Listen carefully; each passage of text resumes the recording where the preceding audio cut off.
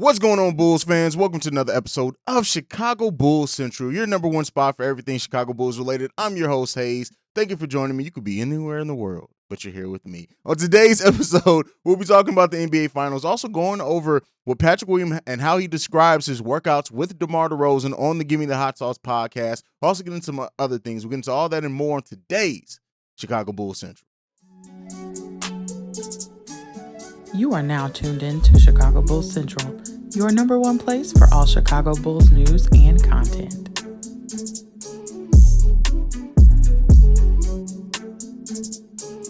All right, Bulls fans. So, first off, those NBA Finals, it did not go a Game 7 as I was hoping. I know a lot of people were kind of hoping for a Game 7. It's just, the Finals are just always, a Game 7 of a playoff series is just a different type of atmosphere.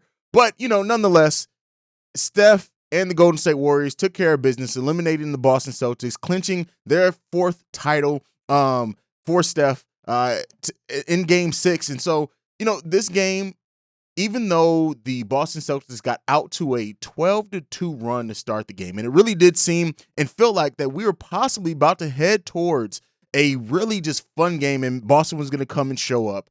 But then Steph started Stephing and the Warriors started worrying. And then, by the end of the first quarter, they were up by 5, and they really held on to the lead from that point on. Now, the Boston Celtics did march back. They got the lead down to single digits at one point, and it seemed like they may have been headed to go towards another run, but that just didn't happen. The Warriors were able to hold on, clinch on. Jordan Poole came up big time. Steph, of course, hit some big time buckets for us. That's not us. What the hell? Nonetheless. And so this, for the people who had any questions as far as Steph's quote unquote legacy, they're now saying that this solidified Steph's legacy. First of all, he won the title before Kevin Durant even came there. And at the end of the day, Kevin Durant came to his team, right? So I've never been one to question Steph's legacy personally. For me, I know that some people have, and if they have, that's on them. But what this has done is a couple of things for me that I'm going to try to link back to the Bulls in this. First off, Bulls legend Otto Porter Jr. winning a ring, which is weird considering how bad he played for us. But again, completely different role. He was looked at to be, when he came to the Chicago Bulls, he was really looked at to be the second scorer next to Zach LaVine at that time, and it just never worked out that way. He didn't have that left in his tank, but being a 3-team player, a player that just plays tough defense, knows their role on the Golden State Warriors, he was a big contributor for them over the course of the season. And, shout out to him for getting this ring. But if you let me know down below, if you were somebody who, does this do anything for you for Steph's legacy? Did you already understand Steph's legacy? People saying Game 6 Klay, we need to put an end to that. Klay did not play very well in this game. But the biggest thing in this game too is that Jason Tatum is not a superstar. He's a star, and he could still very well turn into a superstar, but he's not quite there yet. 24 years old, you wouldn't expect him to be there yet necessarily. But, didn't come up big in this series, didn't come up big in an elimination game in Game 6 as well. Didn't shoot the ball effectively, 13 points from him. He did some other things solid. He had a couple of blocks of steal, like those type of things. But overall, this was not a great game from Jason Tatum at all. And the Boston Celtics are going to go in now into the offseason, knowing that they made it to the finals, and they're probably going to be aggressive in free agency to fix a lot of holes on this team and to see what they have to get ready to give extensions to Jordan Poole. They see what they'll do with Gary Payton Jr. Wiggins is actually a free agent at the end of next season, I believe, so they have a season to hold off till that. But the thing that I wanted to kind of talk about and link this back to the Bulls is patience. Jordan Poole, a player drafted, I think, in the 20s. I think was he the 28th drafted player? Can't remember. Spent a couple of seasons down in the G League. He's 28 years old. He really has become a big-time player over the course of time. And as we look at Patrick Williams, and I know a lot of Bulls fans are just ready for Patrick Williams to be the best version of what he can be, sometimes it's going to take some time. Now, yes, Patrick Williams is drafted. You have completely different expectations from a player drafted 4 overall to a player drafted in the 20s. Completely understand that. But every prospect takes their own time. And while we're in this current era right now of waiting, the Bulls missed out on the Christian Wood trade. The Rudy Gobert trade looks like he's going to go to Atlanta, or at least Atlanta with that deal has really set the market for Rudy Gobert. And it's a market that the Bulls just can't compete in because they're not going to trade Patrick Williams.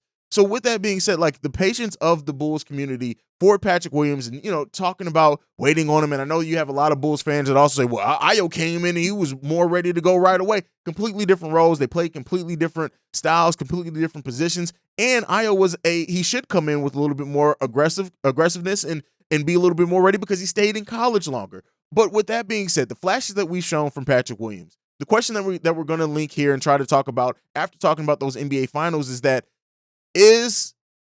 are the Bulls going to ultimately regret waiting on Patrick Williams, waiting on that potential when they have passed up the rumor deals? We've never really known just how close the Bulls were to some of these deals. Like I've said before, the Jeremy Grant thing, if you really think that Jeremy Grant would have improved this team and made us even anywhere closer to being a contender, not to say that Jeremy Grant isn't a horrible player, right? He's not the defensive player that some Bulls fans wanted to try to make him be when we needed defense on this team. But with that being said, Jeremy Grant, I don't look at that deal like a deal that would have made the Bulls a surefire contender. And again, Patrick Williams ceiling higher than Jeremy Grant ceiling, in my opinion. So I understand why the Bulls missed on that. This Rudy Gobert trade, the Rudy Gobert thing to me, right? And me and Pat from Locked On Bulls, we kind of disagree on this.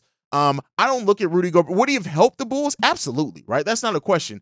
But with what the Bulls would have had to given up to just max contracts on Rudy Gobert, I don't think the Bulls would have been a title contender, maybe an ECF contender, but even then they wouldn't have been a surefire or even think favorites to win an Eastern Conference Finals. Adding Rudy Gobert, they would have had to make a bunch of subsequent moves to really improve other aspects of that team to get there. But ultimately, right? And you guys know, I as of right now, I do think that Patrick Williams is going to turn into a solid player, right? A superstar. It would be crazy for me to say that I see Patrick Williams turning into a superstar. A star level player could be, but I do see Patrick Williams turning into a Luol Deng style player with better defense, possibly, and maybe a little bit more facilitating. Luol Deng that's not a player to shake your head at. Prime Luol Deng was a player that was needed to be on any type of team that was going to make a long run, and that's always what I see Patrick Williams as. Is he's going to be a player that plays a key role when this team is great, when he gets to a point, maybe as Zach LaVine's going down, he's increasing things like that, and he adds to the versatility on how you can continue to build out this team. But the question that I'm asking here, and I want to hear from you guys on it, are the Bulls ultimately going to regret passing up on some of these potential deals because they're betting on Patrick Williams? They want to wait on Patrick Williams to develop. What type of player does Patrick Williams have to turn into for Bulls fans to understand, or Bulls fans to agree with the fact of, hey, I'm glad we didn't trade this player for Rudy Gobert. I'm glad we didn't pull that trigger and include him in a deal for Jeremy Grant early in the season. Like things like that. There's been a lot of rumor deals. There's been a lot of deals that have been presented by either media, Bulls fans, or whatever that it's not really quite realistic. To me, it would have to be that the Bulls turn down a surefire, not necessarily a generational talent, but a perennial all-star who absolutely would make this team, pairing with Zach LaVine, pairing with DeMar DeRozan, a surefire title contender. Rudy Gobert was not that to me. To me, he wasn't. He may have been that to you. But will the Bulls ultimately regret it? That's a big question that needs to be answered, and we'll get that answer over time. 20 years old. We may not see Patrick Williams turn into what he's ultimately going to be for another 2 to 3 years, maybe 4 years. At that point, he'll still be 24, still be only slightly older than a lot of the rookies coming in that season. And at that point in time, he'll be a 6-year NBA vet, 5-year NBA vet. If I can add sometimes, it doesn't always work sometimes. But yeah, that question, I would be lying if I didn't say that's out there. And some people who have that question, I can understand it, right? I don't necessarily agree, but I can understand why that question, especially, a lot of Bulls fans see this Bulls window as only right now, right? And so they want to see the Bulls do everything that it takes right now to win because they think that that's the only window they have. And you guys know I've been very vocal on the fact that the Bulls window, once Zach LaVine signs this extension, with Patrick Williams, with Ayo Dosunmu, it's way longer than the 2 years left on DeMar DeRozan's contract. The only way that it's only 1 or 2 years is if you guys think that Ayo Dosunmu, or let me not say you guys, but if that person thinks that Ayo Dosunmu and Patrick Williams aren't going to develop anymore to really give the Bulls something. If they also think that the Bulls aren't going to continue to add to this team, and they will, right? We have the 18th overall pick in the draft. Are we moving up? Are we moving down? Who do we bring in? All those type of questions. the window of this team being a contender, right? And right now we're talking just a playoff contender. We need to go up. We need to get to Eastern Conference Finals contender, championship contender. We all understand that. But that window is way more than the 1 or 2 years that some Bulls fans have gotten themselves into thinking that it's all right now. And they would leave us in a similar place for the Lakers that the Lakers are right now by mortgaging your future, right? And I get it. You don't want to have or be betting on potential of like half your roster, right? You want to have a solid roster around while players are growing and developing that they can step up and continue to grow. You want that, right? But you can do both. It doesn't have to be this either or thing that some people think. And so, that's just a question that I wanted to present to you guys, a little bit of a mini rant to go on there. But let's go ahead and get into the next topic. This is still on Patrick Williams. Patrick Williams has now gone on. He was on Give Me the Hot Sauce podcast by Stacey King, which is just an amazing work. And shout out to Stacey King, what he does with Give Me the Hot Sauce podcast and everything like that, and the guests that he's able to get on and the conversation that he has. But he went on to describe his workouts right now with DeMar DeRozan. So it's a 5 a.m. lift, right? And he says it's different from any other type of lift that he has. They then do 45 minutes of on-the-court work, take a break, come back in the afternoon, get up more shots, and then go at it playing one-on-one. What does this do to the development of Patrick Williams? We always said that these summer workouts with DeMar DeRozan are going to do a lot to jumpstart Patrick Williams' development, hopefully, right? If nothing else, he's going to come into training camp in probably the best shape that he's come into training camp with, which is Patrick Williams has always been in great shape. He has great work ethic. But being ready to go. And so and a lot of people want to see that leap from Patrick Williams in his third season, even though his second season, very shortened season, 13 games or so. Patrick Williams has to come in and be more aggressive. That's one thing that I do agree with, even on Patrick Williams' detractors. We need to see Patrick Williams be more aggressive. I don't need to see Patrick Williams score 18 points per game or take a bunch of shots per game, but I do want to see him be more aggressive. I want to see him calling for the ball. But also part of that is I want to see DeMar DeRozan. I want to see Billy Donovan actually look at running through Patrick Williams. Sometimes he showed a solid ability to be a facilitator, right? And I know some people also, like the Minnesota game, some people completely throw away. Let's keep in mind, too, while the Bulls didn't have a lot of their starters out there, it was Patrick Williams and Anthony Edwards out there. And Patrick Williams outshined Anthony Edwards, right? That's the type of potential that AK and Eversley are betting on. But that is also something that we need to see more from Patrick Williams consistently. And again, we don't expect him to score 30 every game, but to be able to put the ball on the floor, be aggressive, take the ball to the cup, shoot the ball confidently, none of that hesitation stuff. Those are the type of things that we need to see from Patrick Williams. And these workouts with DeMar DeRozan very well could jumpstart him to where we're getting that early in the season. If we start off the season with Patrick Williams having that type of mindset, being more aggressive, Billy Donovan trusting him a little bit more, running some more things through him, we could see that, start to begin to see that player that AK and Eversley have the vision for. And if we do see some of that, does that qualm some of the Bulls fans that want to see Patrick Williams move so we can compete right now? Like I said, I don't agree with the wanting to trade Patrick Williams to mortgage our future unless it's a surefire. I'm fine with trading Patrick Williams if it's a surefire deal that makes the Bulls a championship contender. But I don't agree that we need to just trade him to make a trade to show that we're quote unquote trying to compete. Some people just want to see the Bulls make a trade to make a trade. I'm not one of those people. I want to see smart trades and smart deals done. And then if you have to include Patrick Williams to be a surefire championship contender, but again, not something short term, then I think you have to do it. But as of right now, there's not been a single deal presented to me that has been worth trading Patrick Williams right now, right? Right now, at 20 years old, I still want to bet on his future some more, but we need to see Patrick Williams be a little bit more aggressive. And speaking of being aggressive, before we end the show today, AK and Eversley, the draft, 6 days away from the NBA draft. What does AK and Eversley do at the draft? Are they going to trade that 18th pick? Are they going to trade Kobe White? Are they going to trade them together? Are they going to make more deals? Are they going to be aggressive in going after a player that they feel can help them right now? Whether that be another player in the draft or that's bringing in a veteran and moving down in the draft, or possibly completely not having a draft pick because you get such a great player back that your team's ready to go. This is the start. The next 30 days for the Chicago Bulls, for basketball fans in general, are going to be so exciting.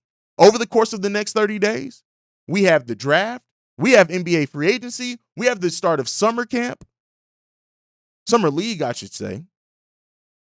We have all those things coming in the next 30 days. And so the picture of what this Bulls team is going to look like heading into next season, as we hope that we are a much improved team so we can go on a deep playoff run and hopefully not have the fall off that we did in the second half of the season, it all starts in 6 days. And listen, we've made it through some of the dark times in free agency already. Next week is going to be exciting. You're going to hear rumors. You're going to hear deals. You're going to see deals being made. It's going to be exciting time for basketball fans. But the next 30 days are going to be important for the team that we're going to have on the court. Do we get news about Lonzo Ball's knee? That's another big question surrounding the Chicago Bulls. But the picture of what this team is going to look like is going to start taking form in like I said, the next 6 days. We're going to start seeing what this team, and you get an idea for where AKME is going with building this team out and improving this team over the course of the offseason. How aggressive are they in free agency? How quick does this Zach LaVine deal get done so that we know what we have to work with? Do they make what move do they make in the draft, which we all are patiently waiting for, or anxiously waiting for, I should say, because some of us aren't patient at all. All those things, all those questions are going to be answered here shortly. And it's exciting. It's exciting. And having a front office in AKME that we know is always looking to improve this team. Realistically, they have their minds on the present and the future. That Vooch trade, as I said before, was much as a foresight trade as it was currently trying to show that Zach LaVine that we were going to be aggressive. The fact that we now have a $22 million expiring trade chip potentially if they decide to move him only a season and a half after getting him is so intelligent. I think it's something that goes unnoticed sometimes. But how aggressive do you think this Bulls team is going to be? When do you think AK and Eversley are going to actually strike? Is it going to be in the draft? Is it going to be shortly after the draft? Is it going to just be in free agency? It's an exciting time to be a Bulls fan, but I want to hear from you guys down below. We're about to start our free agent coverage as well right after the draft. Who are some potential free agents you want to see the Bulls go after? Who are some, like, maybe trades? Maybe it isn't free agents. Maybe it's somebody already under contract, somebody on the team that is looking to make a move. A lot of people have mentioned Eric Gordon. Listen, I would say this. Be on the lookout for Eric Gordon to possibly be a buyout candidate as the Houston Rockets are preparing to go into a full rebuild. That's what they're doing. If Eric Gordon is bought out, should the Bulls, like, just things like that. It's so many. I talk about it during the season. How many Bulls fans want to do the 2K style trades and all that thing, and they're just constantly worried about what moves the Bulls can make. This is your time now. This is your time. The next 30 days is your time. And I want to hear from you guys down below. Thank you for tuning in to another episode of Chicago Bulls Central. You guys can follow the show at Bulls Central Pod. You can send us any feedback, questions, comments, concerns, bullcentralpod@gmail.com. And lastly, if you want to leave us a text and our voicemail for our mailbag episode will drop tomorrow. The number to do so is 773-270-2799. Like I like to end every episode on, go Bulls. I love you guys. Peace, y'all. This has been a presentation of the Break Media.